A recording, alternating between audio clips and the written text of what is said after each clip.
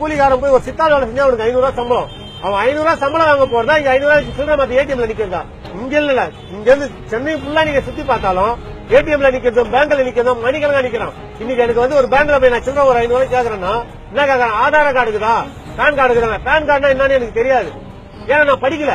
அப்ப நான் மட்டும் படிக்கல, இந்தியா முழுவதும் எவ்வளவு பேர் படிச்சிருப்பாங்க, எவ்வளவு பேர் படிக்காத இருப்பாங்க. படிச்சவங்க மட்டும் பேன் கார்டு வச்சிருப்பாங்க, படிக்காத நிலைமை 2000 ரூபாய் தான் கொடுப்பேன். அந்த 2000 என்ன கேக்குறேன்? பேன் கார்டு இருக்குதா, ஆதார் கார்டு இருக்குதான்னு. இது வரைக்கும் எனக்கு ஆதார் கார்டு வரல. ஆதார் கார்டு இருக்குன்னா அப்படின்னா என்ன? அப்ப ரேஷன் கார்டு எதுக்கு, ஓட்டு ஐடி எதுக்கு, டிரைவிங் லைசன்ஸ் எதுக்கு எனக்கு? அப்ப எல்லாத்தையும் கீச்சு போட்டுட்டோமா? ஆதார் கார்டு தான் ஒரு மனுஷனுக்கு முக்கியம்னா அப்ப லைசன்ஸ் எதுக்கு, ஆதார் ஐடி எதுக்கு எனக்கு, ஓட்டு ஐடி எதுக்கு? ஓட்டு ஐடி எதுவுமே போஸ்ட் ஆபீஸ்ல துட்டு கேக்குறேன். என்னங்க 2000 ஆதார் கார்டு தான், அதுல பேன் கார்டு. ஆதார் கார்டு என்ன நான் போஸ்ட் மேன கேக்குறேன். இல்லப்பா இன்னைக்குதான் அறிவிச்சுக்கிறாங்க. இப்படி ஒரு நாள் நீ புதுமையா அறிவிச்சுக்கிறேன்னா யாருக்கு அறிவிக்கிறா? இருக்கப்பட்டவனுக்கு அறிவி, இல்லாதப்பட்டவனுக்கு அறிவிக்காது. இல்லாதப்பட்டவனுக்கு ஒரு மாதிரி, இருக்கப்பட்டவனுக்கு ஒரு மாதிரி அறிவிக்கணும். இல்லாதப்பட்டவனுக்கு ஒரு டைம் கொடு.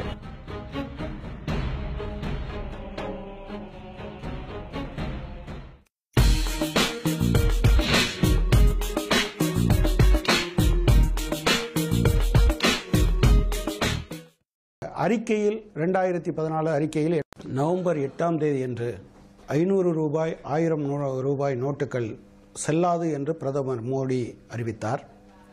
2 நாட்களுக்குள் மக்கள் சந்திக்கிற பிரச்சனைகள் தீர்ந்துவிடும் என்று கூறினார். ஆனால் அதுக்கு பின்னால் நவம்பர் 8ஆம் தேதி என்று 500 ரூபாய் 1000 ரூபாய் நோட்டுகள் செல்லாது என்று பிரதமர் மோடி அறிவித்தார். 2 நாட்களுக்குள் மக்கள் சந்திக்கிற பிரச்சனைகள் தீர்ந்துவிடும் என்று கூறினார். ஆனால் அதுக்கு பின்னால் அது தீராது என்று முடிவுக்கு வந்த பிறகு ஒரு 50 நாள் பொறுத்திருங்கள் என்று சொன்னார். இப்போதும் பல இடங்களில் பேசுகிற போது உணர்ச்சி பூர்வமாக ஒரு 50 நாள் பொறுத்தால் ஒரு பொன்னுலகம் காத்திருக்கிறது, அதுவரை பொறுக்க வேண்டும் என்று சொல்கிறார். தர்க்க ரீதியாக அல்லது கடந்த கால செயல்பாட்டின் அடிப்படையில் தன்னுடைய வாதங்களை நிலைநிறுத்த முடியாத போது அதை உணர்ச்சி வசப்பட்டு நியாயப்படுத்துவதற்கு முயற்சிக்கிறார். கடந்த காலத்தில் அவர் என்ன பேசியிருக்கிறார், அதை எப்படி அமுல்படுத்தி இருக்கிறார் என்பதை பார்ப்பது மிக முக்கியமானது. தேர்தல் பொதுக்கூட்டங்களில் பேசிய 15 லட்சம் ரூபாயை ஒவ்வொருவர் கணக்கிலும் போடுவேன் என்று சொன்னதை போன்று அல்லாமல் பிஜேபியினுடைய தேர்தல் அறிக்கையில் 2014 அறிக்கையில் என்ன சொல்லியிருக்கிறார்கள் என்பதன் அடிப்படையில் இதை பார்த்தால் தெரியும். ஒரு 2.5 ஆண்டு காலம் என்பது ஒரு அரசாங்கம் முழுமையாக தன்னுடைய எல்லா விஷயங்களையும் நிறைவேற்றுவதற்கு போதாது என்பது புரிந்து கொள்ளக்கூடிய அம்சம். ஆனால் அதே சமயத்தில் மிக முக்கியமாக சொன்ன அம்சங்களில் அல்லது இப்போது நடந்து கொண்டிருக்கக்கூடிய விஷயங்களில் எப்படி பொய்யை உண்மைக்கு மாறான விஷயங்களை சொல்லுகிறார்கள், கடந்த காலத்தில் சொன்னதற்கும் இப்போது சொல்வதற்கும் என்ன இடைவெளி இருக்கிறது என்பதை புரிந்து கொள்வது மிக முக்கியமானது. ஏதோ பிரதமர் எல்லா வகையிலும் நேர்மையானவர், அவர் சொல்வதனைத்தும் உண்மை, மற்றவர்கள் ஏதோ சரியாக செய்யவில்லை என்பது போன்ற தோற்றத்தை அவர்கள் தோல்வியை திசை திருப்புவதற்காக பயன்படுத்துகிறார்கள். உதாரணமாக முதல் விஷயமாக ஒன்றை சொல்ல முடியும். பெட்ரோலிய பொருட்களுடைய விலையில் குறிப்பாக டீசல் விலையை இவர்கள் டீகண்ட்ரோல் செய்தார்கள். அப்போது மோடி அவர்களுடைய அமைச்சரவை சகாக்களும் பிஜேபியினரும் என்ன சொன்னார்கள் என்றால், சர்வதேச சந்தையில் கச்சா எண்ணெய் விலை குறையும் போது கட்டாயமாக இந்தியாவில் அந்த விலைகள் பெட்ரோலிய பொருட்களுடைய விலை குறையும் என்று குறிப்பிட்டார்கள். ஆனால் $105 பிஜேபி 2014 ஆட்சி பொறுப்புக்கு வந்தபோது இருந்த கச்சா எண்ணெயினுடைய விலை $30 அளவுக்கு வந்த பிறகும் கூட பெட்ரோலிய பொருட்களுடைய விலைகள் குறையவில்லை.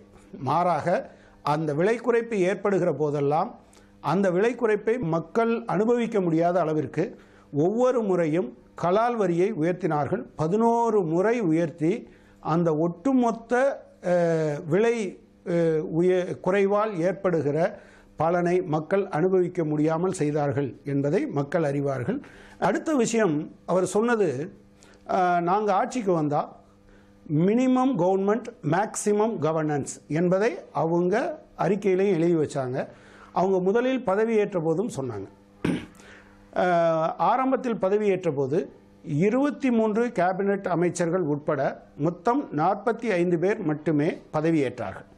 ஆனால் அது பெரிய அளவுக்கு கொண்டாடப்பட்டது, எல்லா பத்திரிகைகளும் எழுதியது. இப்போது மத்திய அமைச்சரவையினுடைய எண்ணிக்கை கேட்டால் அது 77 + பிரதமர் ஒட்டுமொத்தமாக 78 பேர். இந்தியாவில் இருக்கிற நடைமுறைப்படி 552 பேர் பாராளுமன்ற உறுப்பினர்கள் என்றால் அதில் 15% அமைச்சர்களாக இருக்கலாம். இப்போது அதிகபட்சமாக 82 பேர் தான் இருக்க முடியும். யூபிஏ அரசாங்கம் கடைசி காலத்தில் என்ன எண்ணிக்கையில் அமைச்சர்களை வைத்திருந்ததோ அதே எண்ணிக்கை தான் இப்போதும் இருக்கிறது என்பதை பார்த்தால் இதில் இருக்கக்கூடிய ஆரம்பத்தில் ஒன்றை சொல்வதும் பிறகு அதிலிருந்து ஒட்டுமொத்தமாக மாறி செல்வது என்பதும் இருக்கும். இதேபோல் இன்னொரு விஷயம் அவர் தேர்தல் பொதுக்கூட்டங்களிலும் சொன்னார், அவங்க தேர்தல் அறிக்கையிலும் இருக்கிறது. இந்தியாவில் ரூபாயினுடைய மதிப்பு டாலருக்கு நிகராக சரிந்து கொண்டிருக்கிறது, இதை நான் வந்தால் தூக்கி நிறுத்தி விடுவேன் என்று சொன்னார். அப்போதே பல நிபுணர்கள் என்ன சொன்னார்கள் என்றால், இல்லை, அது சர்வதேச அளவில் நிகழ்கிற ஒரு நிகழ்வு, சர்வதேச காரணிகளும் அதனுடைய மதிப்பை பாதிக்கும் என்று சொன்னபோது, ஏன் நான் வந்தால் அதை நிலைநிறுத்த முடியும் என்பதை நீங்கள் நம்ப மாட்டீர்களா? நான் நிலைநிறுத்துவேன் எல்லாவற்றையும் மாற்றி என்று சொன்னார். 19/5/2014 டாலருக்கு நிகரான ரூபாயினுடைய மதிப்பு 58.8 ரூபாயாக இருந்தது. கடந்த 27ஆம் தேதி அன்னைக்கு 68.75 ரூபாயாக இருக்கிறது. இப்போது இதை பற்றி அவர்கள் எதுவும் பேசுவதில்லை என்பது நமக்கு தெரியும். அதே போல் ஜிஎஸ்டியை பற்றி அவங்க ஜிஎஸ்டியை 2014 தேர்தல் அறிக்கையில் மாநிலங்களையெல்லாம் சேர்த்து ஒரு முடிவுக்கு வருவோம் என்று மட்டும் சொன்னாங்க. ஆனால் 2009 தேர்தல் அறிக்கையில் என்ன சொன்னாங்கன்னா, ஜிஎஸ்டியை நாங்கள் அமல்படுத்துவோம். அப்படி அமல்படுத்துகிற போது ஜிஎஸ்டி எந்த காரணத்தை முன்னிட்டும் 12லிருந்து 14% அதிகமாக போகாமல் பார்த்துக்கொள்வோம் என்று சொன்னார்கள். இப்போது 28% என்பது மாறி இருக்கிறது என்பது நமக்கு தெரியும். அதேபோல் பிரதமர் பேசுகிற போது பொய்யான தகவல்களை, உண்மைக்கு மாறான தகவல்களை சொல்வது என்பதும் சமீப காலத்தில் நடந்திருக்கிறது. இந்த 2016 சுதந்திர தினத்தன்று அவருடைய ட்விட்டர் பக்கத்தில் அவர் இப்படி ஒரு செய்தியை சொன்னார். நக்லா ஃபத்தேலா என்கிற ஒரு கிராமம் உத்தரப்பிரதேசத்தில் இருக்கிறது. டெல்லியிலிருந்து 3 மணி நேர பயணத்தில் அங்கு சென்று விடலாம். ஆனால் சுதந்திரமடைந்து 70 ஆண்டுகள் ஆன பிறகும் அந்த கிராமத்திற்கு மின்சாரம் செல்லவில்லை. நான் சொல்லி இப்போதுதான் வந்திருக்கிறது. இப்போது அவர்கள் சுதந்திர தினத்தை எல்லாம் தொலைக்காட்சியில் பார்த்து கொண்டிருக்கிறார்கள் என்று குறிப்பிட்டார். கொஞ்ச நேரத்துக்குள்ளேயே சமூக வலைத்தளங்களில் அது எப்படி பொய் செய்தி என்று சொன்ன பிறகு அதை அவங்க ட்விட்டர் பக்கத்திலிருந்து அழிச்சிட்டாங்க. ஆனால் சமூக வலைத்தளத்தில் இயங்குவோர் அதை அப்படியே ஸ்கிரீன்ஷாட் எடுத்து அது இன்றைக்கு வரையும் வருகிறது என்பதை பார்க்க முடியும். அதே போல் இன்னொரு விஷயத்தையும் கூட அவர் சொன்னார். இந்தியாவில் இருக்கக்கூடிய 98.7% கிராமங்களுக்கு நாங்கள் மின்சாரத்தை கொடுத்து விட்டோம் என்று சொன்னார். சரி, 98.7% கிராமங்களுக்கும் வந்த 2 வருஷத்தில் முடிச்சிட முடியாதுங்கிறது எல்லாருக்கும் தெரியும். ஆனாலும் கூட அவர் அப்படி சொன்னார். ஆனால் அதுவாது உண்மையா என்று பார்த்தால் அது கிடையாது. மத்திய எரிசக்தி துறை அமைச்சகத்தினுடைய இணையதளத்தில் பார்க்கிற போது அது 38.73% வீடுகளுக்கு இன்று வரையிலும் மின்சாரம் இல்லை என்று அதில் சொல்லப்பட்டிருக்கு. அப்போ ஒரு பிரதமர் பேசுகிற போது முதல்ல சொன்னது அவர் ட்விட்டர் பக்கத்தில் சொன்னது, ரெண்டாவது சொன்னது சுதந்திர தின உரையில் செங்கோட்டையிலிருந்து பேசுகிற போது சொன்னது.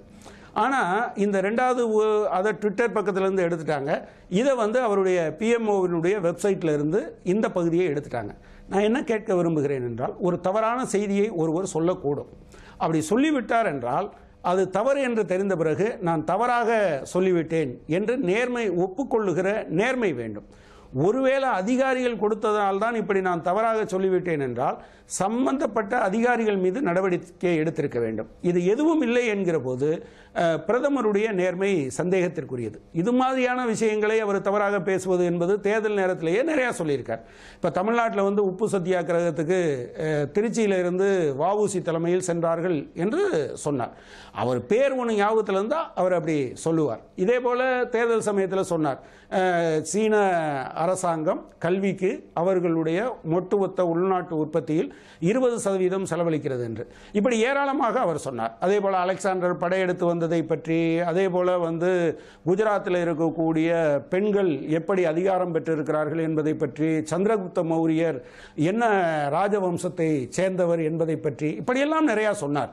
ஆனால் இது முழுவதும் தவறு என்று சுட்டிக்காட்ட பிறகும் கூட ஒரு முறை கூட அவர் எந்த இடத்திலும் நான் தவறாக சொல்லிவிட்டேன், எனவே இதை நான் சரி செய்து கொள்கிறேன் என்று சொன்னவர் அல்ல.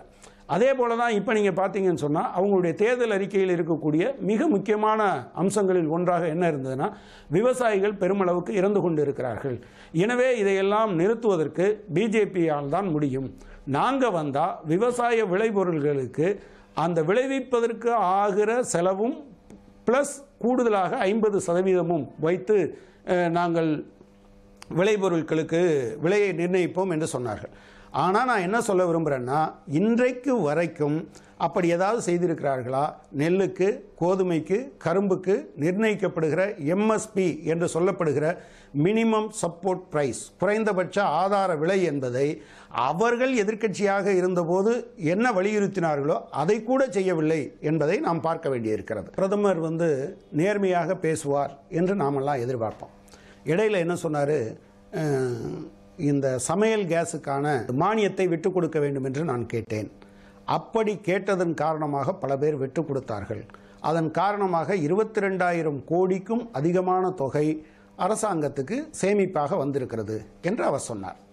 அவருடைய பெட்ரோலியத்துறை அமைச்சரும் கூட இதே மாதிரி சொன்னார். ஆனால் கொஞ்ச நாளில் சிஏஜி, மத்திய தலைமை தணிக்கையாளர் என்ன சொல்லிட்டார்னா, இவங்க சொல்கிறது பொய், 1763 கோடி ரூபாய் மட்டும்தான் இப்படி சப்சிடி விட்டு கொடுக்கப்பட்டதன் மூலமாக வந்தது, மற்றபடி கூடுதலாக 21,000 கோடிக்கும் அதிகமான தொகை எதன் மூலமாக வந்ததென்றால் சர்வதேச சந்தையில் கச்சா எண்ணெயினுடைய விலை குறைந்ததன் காரணமாக வந்தது என்று சொல்லிட்டாங்க. இதையும் கூட இன்னைக்கு வர அவங்க நாங்கள் ஆமாம் தப்பாக சொல்லிட்டோம், இதை கரெக்ட் பண்ணிக்கிறோம் என்று அவங்க சொன்னதில்லை. இன்னொரு பக்கத்தில் பார்த்தீங்கன்னா ஜுடிஷியல் ரிஃபார்ம், நீங்கள் ஒரு உச்சநீதிமன்ற தலைமை நீதிபதி பொது இடத்தில் கண்ணீர் விட்டு அழுத நிலைமை இந்தியாவினுடைய வரலாற்றில் இதுவரை இருந்திருக்கிறதா? ஆனால் பிஜேபி அவங்களுடைய தேர்தல் அறிக்கையில் ஜுடிஷியல் ரிஃபார்ம், நீதித்துறை சீர்திருத்தம் குறித்து பேசுகிறார்கள். ஆட்சிக்கு வருவதற்கு முன்னால் என்ன சொன்னாங்கன்னா, ஏராளமான உயர்நீதிமன்றங்களிலும் உச்ச நீதிமன்றங்களிலும் நீதிபதிகள் பதவி காலியாக இருக்கிறது, நாங்கள் வந்தால் அதை நிறைவேற்றுவோம் என்று சொன்னார்கள். அதையெல்லாம் நிரப்புவோம்னு சொன்னாங்க. ஆனால் என்ன பிரச்சனைனா, இப்போ உச்சநீதிமன்ற தலைமை நீதிபதி என்ன சொல்கிறாரு, 500 பதவிகள் இருக்குது, நாங்கள் பேரையெல்லாம் கொடுத்துட்டோம், அரசாங்கம் திரும்ப திரும்ப அந்த லிஸ்ட்டை எல்லாம் திருப்பி அனுப்புகிறது என்று சொல்கிறாங்க. நான் என்ன கேட்க விரும்புகிறேன்னா, நீங்கள் 1 2 அல்ல, இப்படி 500 பேரையும் திருப்பி அனுப்புவதற்கான காரணத்தை அரசாங்கம் தான் சொல்ல வேண்டியிருக்கும். அடுத்ததாக அவர்கள் சொல்லுகிற ஒரு விஷயம் கருப்பு பணம் சம்பந்தமாக. அநேகமாக பிஜேபி அப்போது அம்பலப்பட்டு போயிருந்த காங்கிரஸை, அந்த அரசாங்கத்தை மிகப்பெரிய அளவுக்கு அட்டாக் பண்ணுறதுக்கு அவங்க பயன்படுத்தினது ஊழலுக்கு எதிரான போராட்டம் என்பது தான். அப்போ அவங்க என்ன சொன்னாங்க, நாங்கள் வந்தோம்னா உடனடியாக லோக்பால் அமைப்போம் என்று சொன்னாங்க. ஆனால் லோக்பால் இன்னைக்கு வர அமைக்கலைங்கிறது மட்டும் இல்லை, உச்சநீதிமன்றத்தில் நீதிபதிகள் என்ன கேட்டாங்கன்னா, ஏன் அமைக்கலை, 2.5 வருஷமாக இதை ஏன் தள்ளி போடுறீங்க அப்படின்னு கேட்டபோது, நீங்கள் லீடர் ஆஃப் அப்போசிஷன், அது நாங்கள் யாருன்னு நாங்கள் சொல்ல முடியலை, போதுமான எண்ணிக்கையில் காங்கிரஸுக்கு இல்லாததுனால நாங்கள் நியமிக்க முடியலைன்னு சொன்னாங்க. ஆனால் அதை உச்சநீதிமன்றம் ஏற்றுக்கொள்ளலை. நீங்கள் அது எதிர்க்கட்சி வரிசையிலிருந்து ஒருத்தர் இருக்கணுங்கிறது தானே அவசியம் என்று சொன்னாங்க. இதே மாதிரி கடந்த காலத்தில் அதையும் கூட அவர்கள் எல்லாம் பெரிய அளவுக்கு பொருட்படுத்தலை. நீதிமன்றம் இதே மாதிரி கடந்த காலத்தில் சொல்லியிருக்கிறது. இவங்க சொன்னபோது கருப்பு பணம் சம்பந்தமாக அநேகமாக இன்னைக்கு இந்தியாவில் கருப்பு பணத்துக்கு எதிராக மிகப்பெரிய போராட்டத்தை நடத்துவது போன்ற தோற்றத்தை அவர்கள் சொல்லுகிறார்கள்.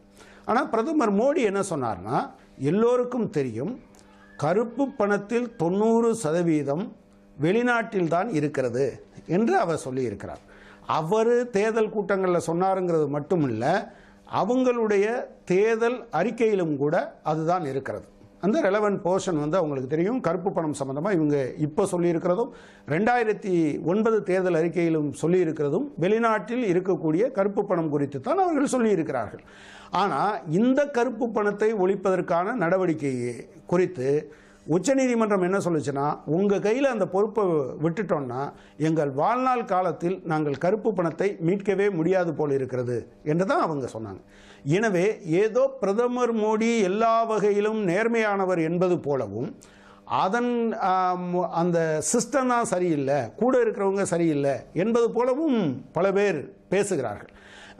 இந்த காலத்தில் நீங்கள் 2014ஆம் ஆண்டு சிபிஐ ரெய்டில் ஒரு 2 தொழில் நிறுவனங்களுடைய ரெக்கார்டுகளை பார்க்கிற போது குஜராத் முதலமைச்சராக இருந்த மோடி அவர்களுக்கு சஹாரா நிறுவனம் 40 கோடி ரூபாய் கொடுத்ததாகவும் ஆதித்ய பிர்லா குழுமம் 25 கோடி ரூபாய் கொடுத்ததாகவும் எழுதப்பட்டிருக்கிறது.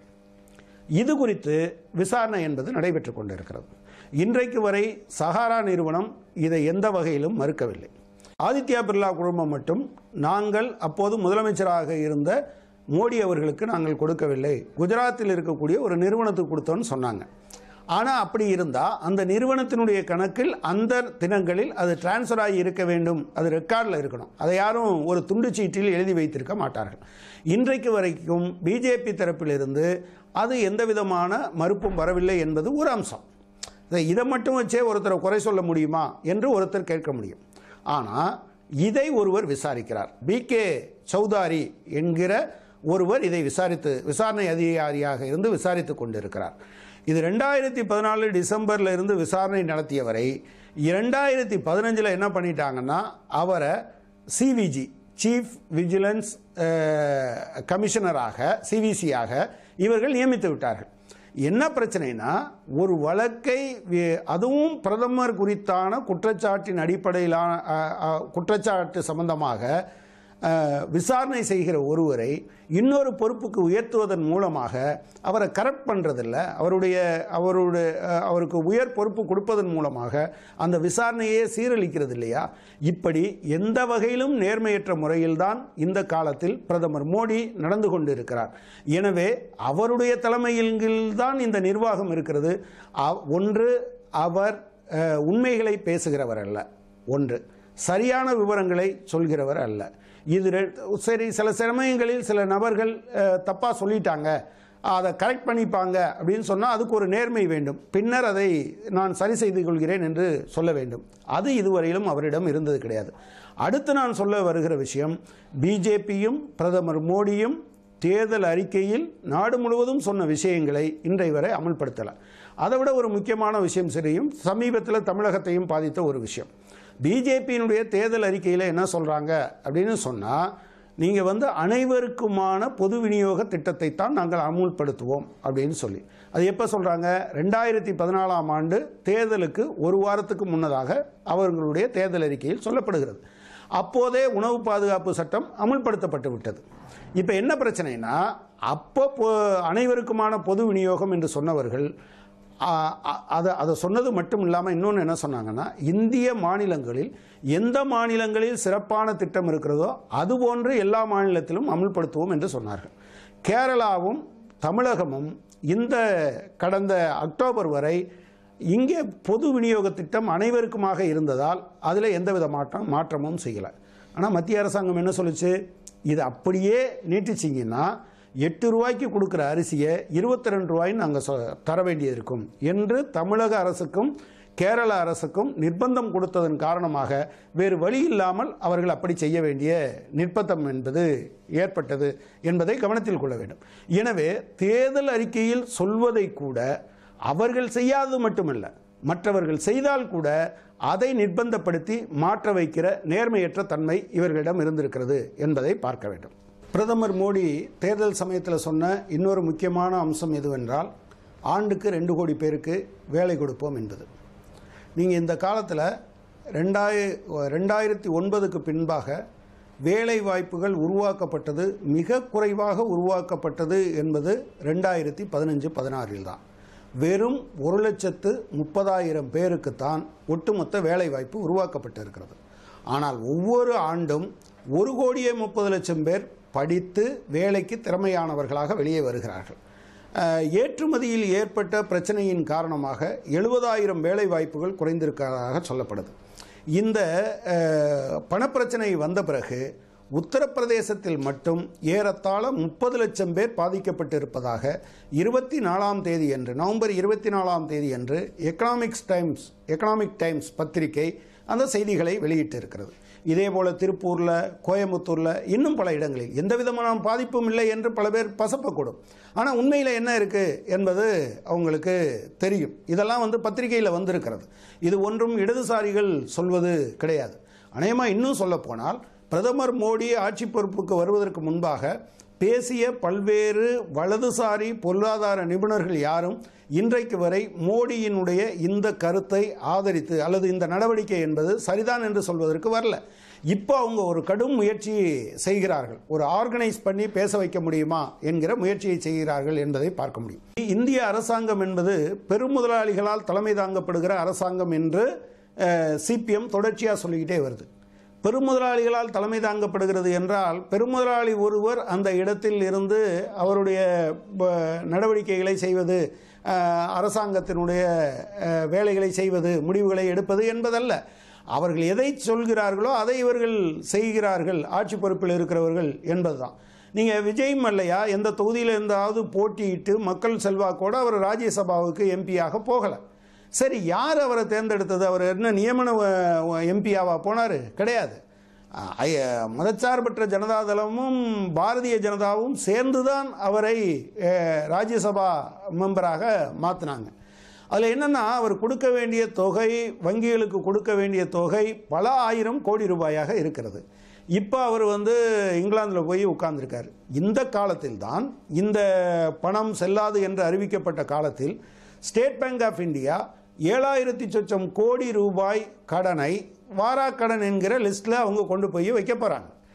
அதில் 1,200 கோடி ரூபாய் விஜய் மல்லையா மட்டும். இந்த 1,200 கோடி ரூபாய் அல்ல, விஜய் மல்லையா ஒவ்வொரு பேங்க்லையும் நிறையா வச்சுருக்காரு, அதில் இருக்கக்கூடியது. எனவே கடந்த காலத்தில் டிரான்ஸ்பரண்டாக இருப்போம் அல்லது நான் பெர்ஃபார்மிங் அசட்டை நாங்கள் குறைப்போம் என்று சொன்னாங்க. இப்போ யாராவது அதை பற்றி பேசுகிறாங்களா? 3 மடங்காக இருக்கிறது. ராஜ்யசபாவில் திரு அருண்ஜேட்லி அவர்கள் இந்த விஷயத்தில் பேசுகிற போது தோழர் சீதாராம் யெச்சூரி சொன்னார், நீங்களும் நானும் இங்கே இருந்து இதே அவையில் கடந்த காலத்தில் நீங்கள் எதிர்க்கட்சி தலைவராக இருந்தீர்கள், அப்போது என்ன பேசுனீங்கன்னு கேட்டார். இப்போ 3 மடங்காக நான் பெர்ஃபார்மிங் அசட்டை பிஜேபி மேனிஃபெஸ்டோவில் என்ன சொல்லியிருக்குன்னா, நாங்கள் குறைப்போம்னு சொல்லியிருக்காங்க. ஆனால் ஏற்கனவே 2014 இருந்ததை விட 3 மடங்காக மாறி இருக்கிறது என்பதை நாம் இப்போ பார்க்க முடியுது. அதே போல் உச்சநீதிமன்றம் ஷார்ப்பாக கேள்வி கேட்டது. எங்க பேங்க்கில் லோன் வாங்கிட்டு ஒருத்தன் கட்டாமல் இருக்கான், அவங்க பேரை சொல்கிறதுல உங்களுக்கு என்ன தயக்கம்னு நாக்க பிடுங்கிட்டு சாகுற மாதிரி கேட்டுச்சு. இது காங்கிரஸுக்கிட்டையும் கேட்டாங்க, அவங்களும் சொல்லலை. அப்போ அதை விமர்சித்த பிஜேபிட்டையும் கேட்குறாங்க, இவங்க நாக்க பிடிக்கிட்டும் சாகலை, சொல்லவும் இல்லை. அப்போ பெருமுதலாளிகள் தலைமை தாங்குகிற அரசாங்கம் என்று நாங்கள் சொல்வதில் ஏதாவது தப்புன்னு நீங்கள் சொல்ல முடியுமா? எனவே அதுதான் இன்றைக்கு இருக்குது. அடுத்து இறுதியாக இந்த கருப்பு பண ஒழிப்பு சம்பந்தமாக பிரதமர் மோடி ரொம்ப ரகசியமாக வைத்திருந்தார் என்று சொல்லப்படுது. ஆனால் என்ன பிரச்சனைனா, நீங்கள் அறிவிப்பு எப்படி வருது அப்படின்னு சொன்னால், அதுக்கான ஆணை எப்படி வருது அப்படின்னு சொன்னால், ரிசர்வ் பேங்கினுடைய கவர்னிங் போர்டு தான் இந்த முடிவை எடுத்ததுன்னு வருது. அந்த கவர்னிங் போர்டில் இருக்கிறவங்க 4 பேர் யாருங்கிறத பார்த்தீங்கன்னாலே நீங்கள் தெரிஞ்சிடும். இந்த அறிவிப்பு வர்றதுக்கு முன்னால் மேற்கு வங்காளத்தில் பிஜேபி கட்சியினுடைய கணக்கில் 1 கோடி ரூபாய் 1000 ரூபாயும் 500 ரூபாயுமாக போடப்பட்டு இருக்கிறது என்பது தற்செயலானது என்று நீங்கள் எடுக்க முடியுமா? அதே போல் பீகாரில் பிஜேபி பல இடங்களில் சொத்து வாங்கி இருக்கிறது. இதற்கு முன்பாக உடனடி அவசரமாக ஒரே நாளில் பல இடங்களில் வாங்கியிருக்காங்க என்பது தற்செயலான நிகழ்ச்சி என்று சொல்ல முடியுமா? அல்லது மகாராஷ்டிராவில் 91 லட்சம் ரூபாய் பழைய நோட்டுகளோடு பிடிபட்ட அமைச்சர், அவர் பிடிபட்டார் என்பதும் அவர் மீது இன்று வரை எந்த நடவடிக்கை இல்லை என்பதும் ஒரு தற்செயலான நிகழ்ச்சி. பிரதமர் மோடி ரொம்ப நேர்மையாக தான் செயல்படக்கூடியவர், இது ஒன்று அது சம்பந்தமில்லாது என்று சொல்ல முடியுமா? நம்மூரில் மக்கள் தேர்ந்தெடுத்த, மோடியும் தேர்ந்தெடுக்கப்பட்டவர், நம்மூரில் இருக்கக்கூடிய கூட்டுறவு வங்கிகளும் தேர்ந்தெடுக்கப்பட்டவை. ஆனால் கூட்டுறவு வங்கிகளுக்கு 500 1000 மாற்றுகிற அதிகாரத்தை இவர் தராதவர் பிக் பஸாருக்கு கொடுப்பாராம், ஐநாக்ஸுக்கு கொடுப்பாராம், மற்ற தனியார் நிறுவனங்களுக்கு கொடுப்பாராம். இது என்ன நியாயம்? மகாராஷ்டிராவில் மட்டும் சினிமா தேட்டர்களிலும் 500 1000 பழைய நோட்டு வாங்கி கொள்ளுவாங்களாம். ஏன் இந்தியாவில் இருந்து தனிமைப்பட்ட நாடாக மகாராஷ்டிரா இருக்கு? இப்போ நீங்க பார்த்தீங்கன்னா அஸ்ஸாமில் இடைத்தேர்தல் வந்ததுனால அங்கே இருக்கக்கூடிய டீ கார்டனில் இருக்கக்கூடிய தொழிலாளர்கள், தேயிலை தோட்ட தொழிலாளர்களுக்கு சம்பளம் 1000 ரூபாய் 500 ரூபாய் பழைய நோட்டில் கொடுக்கப்பட்டது. அந்த நோட்டுகளே மற்ற எல்லா இடத்துலையும் வாங்கப்பட்டது. ஆனால் அதே சமயத்தில் தேயிலை தோட்டம் செழித்து வளர்கிற வேறு சில இடங்களில் இருக்கிறவங்களுக்கு இல்லையே. அதே போல் இந்த பண அறிவிப்புக்கு முன்னால் பல்வேறு விதமான பத்திரிகைகளையும் டிவியிலையும் செய்தி வந்துருச்சு. கடந்த 3-4 காலாண்டுகள் முழுவதும் வங்கியில் வைப்புத் தொகை என்பது குறைந்து கொண்டே வருகிறது. அதாவது வளர்ச்சியடையலை என்பது மட்டுமல்ல, குறைந்து கொண்டே வருகிறது என்கிற நிலைமை இருக்குது. ஆனால் திடீர்னு பார்த்தா போன காலாண்டில் மட்டும் 6% வளர்ச்சி, 7% வளர்ச்சி என்கிற அளவிற்கு வங்கிகளில் டெபாசிட் அதிகமாகிருக்கு. இதற்கு அர்த்தம் என்ன? நீங்கள் சம்பந்தப்பட்டவர்களுக்கு அல்லது குறிப்பாக தனக்கு வேண்டியவர்களுக்கு அது அரசாங்கத்திலிருந்து அது கசிய விடப்பட்டு இருக்கிறது அல்லது சொல்லப்பட்டு இருக்கிறது. அதன் காரணமாகத்தான் அது வைக்கப்பட்டிருக்கிறது தானே அர்த்தம். இப்போ கூட இன்னைக்கு மோடி அவர்கள் சொன்னதாக, அதன் காரணமாக அமித்ஷா தன் கட்சி எம்பிக்களுக்கு சொன்னதாக ஒன்று சொல்லப்பட்டு இருக்கிறது. அவங்களுடைய பேங்க் அக்கௌண்ட் எல்லாம் கொடுக்கணும் அப்படின்னு சொல்லி. சரி, நீங்கள் நவம்பர் 8க்கு பின்னால் இருக்க அக்கௌண்ட்டை கொடுங்கன்னு சொல்லியிருக்காங்க. நீங்கள் ஆரம்ப காலம் தொட்டு என்னன்னு பார்த்தீங்கன்னா தானே அவங்க வருமானத்துக்கு அதிகமாக கொண்டு வந்திருக்காங்களா, எதுலேருந்து எதில் மாறி இருக்கு என்பது தெரியும். எனவே பிரச்சனை என்னன்னு சொன்னால், நீங்கள் அடிப்படையில் இதில் எந்த விதமான நேர்மையுமற்ற தன்மையோடு அதே சமயத்தில் தான் ஏதோ நேர்மையாக இருப்பவர் போலவும் கருப்பு பணத்துக்கு எதிராக வீரச்சமர் புரிபவர் போலவும் போன்ற தோற்றத்தை காட்டுகிறார். அதில் கூட நீங்கள் கருப்பு பணம், நீங்கள் தமிழ்நாட்டில் இருக்கக்கூடிய பிஜேபிக்கு மத்திய பிஜேபி 60 கோடி ரூபா கொடுத்துருக்கான். இன்னும் ஒரு 60 கோடி ரூபா 2வது இன்ஸ்டால்மெண்ட்டாக வருவான். இது பத்திரிகையில் வந்த செய்தி. எதுக்காகனா ஒவ்வொரு மாவட்டத்திலையும் அவங்க கட்டடம் வாங்க போகிறாங்களாம். நீங்கள் இதே மாதிரி எல்லா மாநிலங்களுக்கும் கொடுத்துருக்காங்களாம். சரி, மத்திய அரசாங்கத்திலிருந்து கொண்டு எல்லா மாநிலத்துக்கும் இப்படி 120 கோடி இது வர்றதுக்கு கொஞ்ச நாளைக்கு முன்னால் வருது. அப்போ என்ன பிரச்சனை அப்படின்னு சொன்னால், இந்த கருப்பு பணம் முழுவதையும் இவர்கள் ஏற்கனவே இவர்களாகவே செலவை செய்து விட்டார்கள் என்று வருகிற குற்றச்சாட்டு பொய்தான் என்று யாராவது சொல்லிவிட முடியுமா? அது தர்க்க ரீதியாக பொருந்தி வருமா? எனவே பிஜேபியினுடைய இந்த நடவடிக்கை, மோடி அவர்களுடைய இந்த அழுவது போன்ற தோற்றம், பெருமளவுக்கு தேசபக்தியை முன்னிறுத்துவது அல்லது ஏழைகள் நிற்பது போன்ற தோற்றம் அத்தனையும் அவர்கள் ஒட்டுமொத்தமாக நான் ஏற்கனவே சொன்னது போல ஒவ்வொரு துறையிலும் தோற்று போனதை மறைப்பதற்காக இப்படி எடுக்கிற நடவடிக்கையை தவிர ஒரு நேர்மையாக நடவடிக்கை எடுக்கிறார்கள். ஆனால் அது தோற்று போய்விட்டது என்று கூட சொல்ல முடியாத நடவடிக்கை தான் என்பதை மக்கள் புரிந்து கொண்டால் மட்டுமே தங்களுக்கான ஒரு அரசாங்கமாக இந்த அரசாங்கத்தை மாற்ற முடியும். அல்லது இன்னொரு அரசாங்கம் வருகிற போது கூட, அதை தேர்ந்தெடுக்கிறது போது கூட தங்கள் நலனை கருதி செயல்படுகிற ஒரு அரசாங்கத்தை உருவாக்க முடியும்.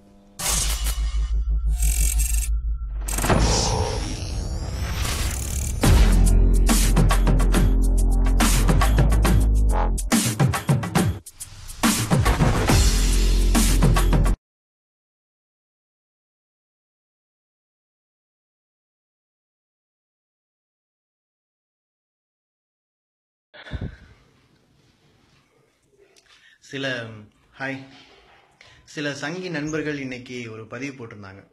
அதாவது மோடி தங்கம் தடை அறிவிச்சிட்டாரு. அறிவிச்சதுக்கு பிறகு பாத்தீங்களா நிறைய பேர் எப்படி ட்ரால் பண்றாங்க. அவங்க கிட்ட எல்லாம் பாத்தீங்களா, அவங்க எல்லாம் ரூபாய் நோட்டை தடை செஞ்சதை எதிர்த்தவங்க தான் இப்ப இதையும் எதிர்க்கிறாங்க அப்படின்னு சொன்னாங்க. எனக்கு சிரிப்பா தான் இருக்கு. முதல்ல மோடிக்கு தைரியம் இருந்தால், உங்க அரசாங்கத்துக்கு தைரியம் இருந்தால், தங்கம் அதிகமாக வச்சிருக்கிறவங்கள தேடி பிடிங்க. முடியுமா? ஜனார்தன் ரெட்டி கல்யாணம் பண்ணார். அவன் மகளுக்கு 650 கோடி ரூபாய் செலவு பண்ணி கல்யாணம் பண்ணார். 25 கோடின்னு கணக்கு காமிச்சிருக்காங்க. பிடிங்கல. உங்க அரசாங்கத்தில் அமைச்சராக இருந்தவர் தானே. இப்பவும் சொல்றேன், தங்க தடை நீங்க அறிவிங்க. 1 கிலோவுக்கு மேல வச்சிருக்கிறவங்க, 1/2 கிலோவுக்கு மேல வச்சிருக்கிறவங்க பிடிச்சி விசாரிச்சு கணக்குல வர மாதிரி சொத்து என்ன வச்சிருக்காங்கன்னு கேளுங்க. உங்க கையில பட்டியல் இருக்கு. கருப்பு பணம் வச்சிருக்கிறவங்க பட்டியல் இருக்கு, வங்கி கடன் வாங்கி ஏமாத்துறவங்க பட்டியல் இருக்கு, உங்க கட்சிக்கு டொனேஷன் கொடுத்து உங்ககிட்டயே டாலர்ல லஞ்சம் கொடுத்த பட்டியல் எல்லாமே உங்ககிட்ட இருக்கு. அதெல்லாம் வெளிப்படையா அறிவிக்கிறதுக்கு திராணி இருக்கா? அதை செய்யுங்கன்னு சொல்றோம். உங்களை கிண்டல் பண்ணிட்டு இருந்தையா, நீங்க எவ்வளவு ஜட்டி போடணும்னு கூட கணக்கு சொல்லுவீங்கன்னு கிண்டல் பண்ணிக்கிட்டு இருந்தோம். நீங்க நியாயமா உண்மையிலேயே இந்த விதியெல்லாம் இந்த நாட்டை சுரண்டவங்களுக்கு எதிராக தான் போடுறீங்க, சிறு வணிகத்தை அழிக்கிறது உங்க நோக்கம் இல்ல, விவசாயத்தை நெருக்கடியில் தள்ளுறது உங்க நோக்கம் இல்லைன்னா யாரை பிடிக்கணுமோ அவங்கள இந்நேரம் பிடிச்சிருக்கணும். நாக்க புடுங்குற மாதிரி கேள்வி கேட்டாலும் உங்களுக்கு அது புரியறது இல்ல. புரிஞ்சாலும் நீங்க புரிஞ்ச மாதிரி பதில் சொல்ல மாட்டீங்க. People say that innovators are genius people.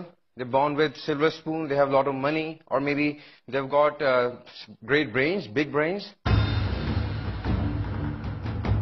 A poster boy for Make in India, now seen as a scamster and counterfeiter. Abhinav Verma was caught with 42 lakh rupees, all of it fake, in Mohali. On a tip-off, Punjab police stopped the luxury car in Mohali, and there ended the double life that Verma was leading. In a more honest avatar, Verma is a young innovator who recently won accolades for an invention to help the visually handicapped. Abhinav and his accomplices first fooled people using photocopies of the new 2000 rupee notes in market, and when they were successful, they started exchanging old notes with fakes for a commission until they were busted. SHO साहब को इत्तला मिली थी भी एक गाड़ी है Audi जिस पे red बत्ती लगी है, भी करेंसी जाली लेकर आ रहे हैं मोहाली में। जब करेंसी चेक की है उसमें एक ही नंबर के नोट थे, सभी 2-2000 के।